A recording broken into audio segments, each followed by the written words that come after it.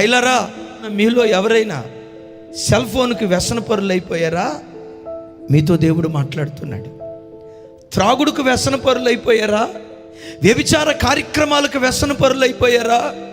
కష్టపడి సంపాదించే డబ్బంతా మద్యానికి దారపోస్తూ కుటుంబాన్ని దారిద్ర్యత వైపు ఒకవేళ నెట్టివేస్తున్నావా? నీతో దేవుడు మాట్లాడుతున్నాడు. ఈ వ్యసనాలు మనిషిని ఏం చేస్తాయో తెలుసా? మతి చెడగొడతాయట. అంటే మతి లేనోడు పిచ్చోడు ప్రవర్తించినట్లుగా ప్రవర్తిస్తాడు. పిచ్చోడు ఎలా ప్రవర్తిస్తాడో చెప్తాను. ఆ బాబు అడుగుతూ ఉండేవాడట, మమ్మీ మా డాడీ ఏడి? అందరికీ డాడీ ఉన్నారు, నాకు లేడా ఏంటి మమ్మీ? ఏంటి డాడీ డాడీ ఏడు మమ్మీ అని రోజు అడుగుతూ ఉండేవాడు.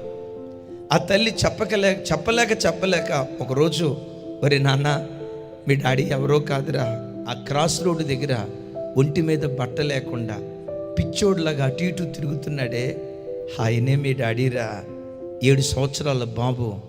ఆ మాట వింటంతో ఇంతకాలం రోడ్డు మీద చూస్తున్న పిచ్చోడు మా నాన్న, ఒంటి మీద బట్ట లేకుండా తిరుగుతున్న ఆయన మా నాన్న.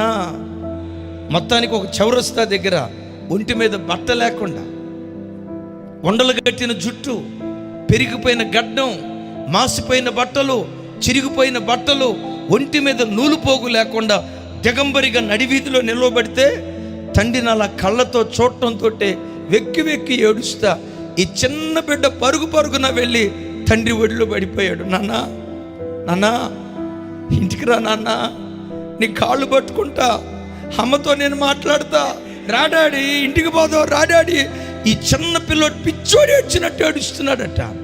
ఎంత ఏడుస్తూ ఉంటే అర్థం కాదు కదా.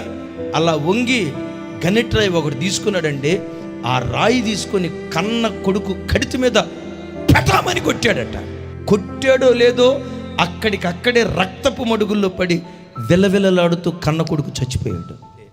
ఆ పిచ్చోడు ఎంతో, ఓ తాగుబోతు మనుషుడా, నీ బ్రతుకు కూడా అంతే. అతడు మతి భ్రమించి పిచ్చోడ్లాగా మతి భ్రమించి కన్న కొడుకుని చంపాడు.